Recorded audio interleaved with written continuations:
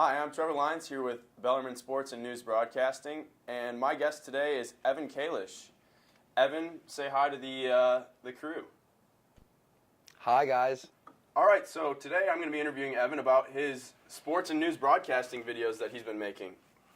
So, Evan, when did you first get into creating videos? You know, I think where I got involved and got inspired by doing sports media is at Bellarmine University. We had all the technology here. We had the right professor.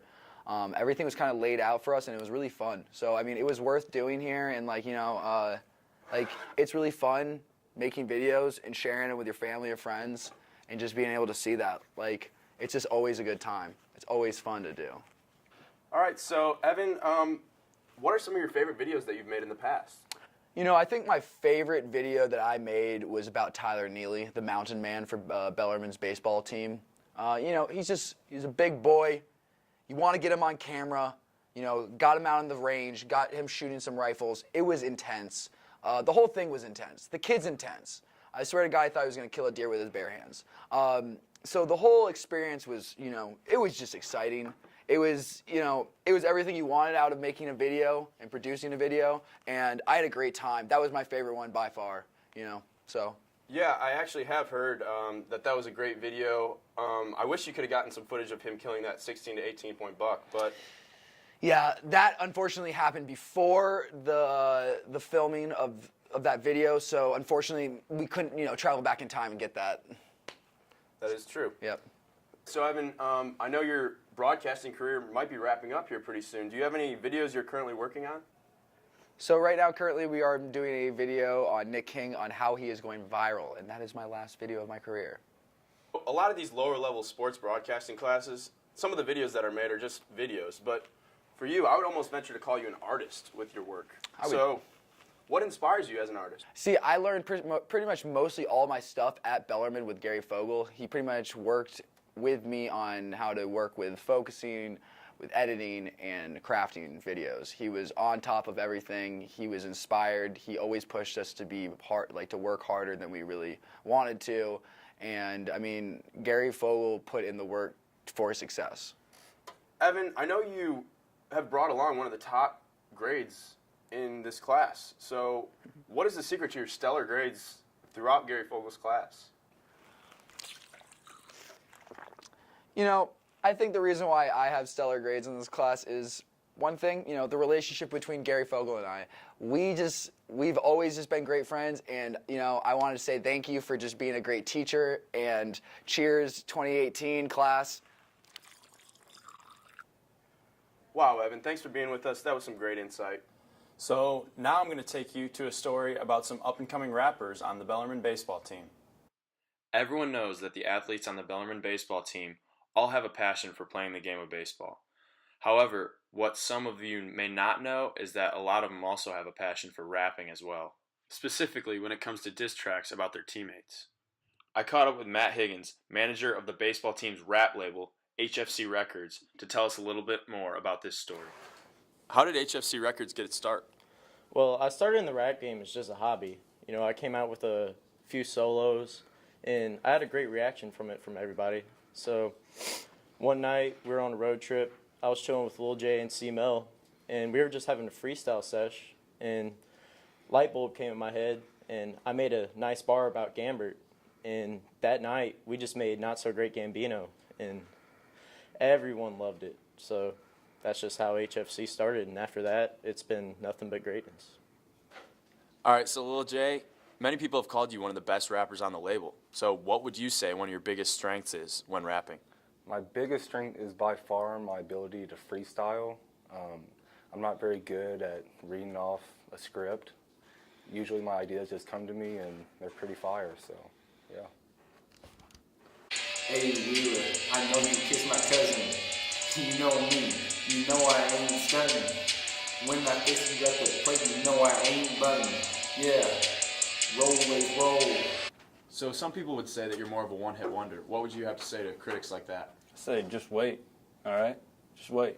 But I do believe we have a one-hit wonder on the team. Well, C-Mel, I think he's the weakest member of our team and he needs to step his game up a little bit. But young Cass will be back in action soon. All right, so some people say that you're the weak link of HFC Records. What do you have to say to your critics? Well, I won't lie to them. I did start off a little slow. I was the weakest link in the first couple of songs, but I personally think I've really upped my game since then, ever since our rap about teammate Alex Phillips. Thought I did pretty good in that one. So out of all the tracks that you've been featured on, which is your favorite diss track and why? Mine would definitely have to be the Not So Great Gambino, primarily because he's one of our roommates, and so we know a lot of like dirt on him. So it was a prime opportunity to diss on the Not So Great Gambino. Little do they know, but actually I'm also a member of HFC Records myself. So I was never expecting to become a member, but honestly I was just sitting in class one day and I just thought of one random bar about my teammate Alex Phillips, and before I knew it, they just started, rolling off my tongue. I started typing it out, and before I knew it, I had a whole song, the Philly Special, one of the biggest hits that HFC Records has to date. So honestly, it's a great experience, and I couldn't be more happy to be a part of it. How does it feel to be the manager of one of the top up-and-coming record labels in the game? It's a dream come true, honestly. And just like one of my mentors, Drake, said, started from the bottom, and now we're here. You might think you can, but you can't dance. 40% success rate? Yeah, not a chance. Everyone says that you have a very distinct sound on the track. So is there any rapper that you take your inspiration from? Definitely Rick Ross. I'd say it kind of came to me after the first take of our very first rap. We had the other guys in HFC say, dang, you kind of sound like Rick Ross. So I really formed my inner Rick Ross at that moment. Started going, whoa. HFC Records isn't the only record label on the baseball team. There's a new up-and-coming label, 1618 Records, led by Willie Poe. I caught up with him to talk a little bit about his inspiration.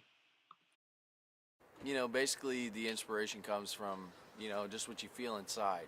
Sometimes you've been hurt, you've been down, and that just brings you to a spot where you're like, okay, I can really get things going here, and I can really, put my feelings to work here. So that's what I do. I just use my emotions to drive the lyrics, drive the words, and turn the pain into positivity, if you know what I mean. Yeah. I just like to address some issues out there. First off, with my single, by the way, the Team Teddy Bear. It's a great song. You should go listen to it. People are asking me, what is it about this teddy bear? And I just said, there's this real scary looking dude on the team, and I just wanted to make it known that he's actually a really nice guy, real soft. He's kind of like a teddy bear, and that's where I got my inspiration for the song. And that pretty much wraps up this story. The only question now, who will HFC Records try to diss next? Well, that's confidential, and I don't want to say too much. But 1618, watch out. Wow, that's ominous right there. Well, from what I can see, it seems like these guys have what it takes to make it in the rap industry. The last story I have for you is a story on the women's tennis team and their lofty postseason goals this year. In the history of the Bellarmine women's tennis program, only 3 women have ever reached 100 wins. However, this season, 3 more women have joined this exclusive club. I caught up with Marissa Kovac, Maren Cotter, and Maggie Walrath to discuss their season. Well, I realized at the beginning of the semester that we could be really good, and we had some really good wins. But then when we started our conference matches, when we beat UMSL, I realized that we could actually be really good and compete with some of the best teams in the region. And then we had a huge win against the University of Indianapolis, and that win really just solidified our confidence and helped us just be even better throughout the season. As Maren said, the Knights have had an outstanding season this year. They entered this weekend's regional with a record of 21-3. I asked Maggie what separates this team from some of the previous teams that she's been on.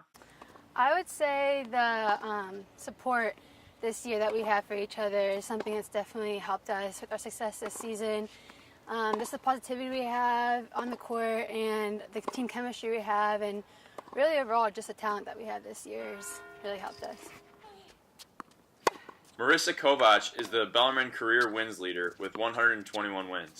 I asked her to discuss some of her strengths on the court. My strengths on the tennis court are definitely my endurance to stay in the point and be able to run down a lot of balls. My backhand is way better than my forehand. And I would just say my consistency and then my ability to mix up my shots and keep the other opponent guessing what kind of shot I'm going to hit. I also asked Marissa how she felt when she finally got that record-breaking win.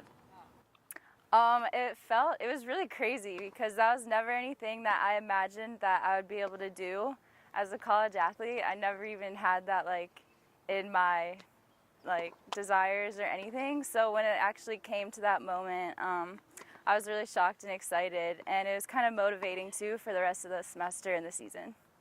Speaking of the rest of the season, the Knights were recently rewarded for their stellar play throughout the season with a bid to the NCAA Regional. Here was their reaction when they found out that they were making the regional. The 4 seed is Bellarmine. LVC semis to Missouri St. Louis, but receive an at-large bid at 21-3. Its only other 2 losses this season were to Lewis and Tusculum. I'm nervous. Bellarmine will play the 5 seed UIndy. The Knights head to Springfield, Missouri this weekend for the NCAA Regional. I asked Marin how the team is feeling heading into their first matchup against the University of Indianapolis. We already beat Indy once, but it's still going to be really tough. They're a really good team. I think it's going to be really important for us to win all the doubles, and if we can do that, we'll have a really good chance of winning.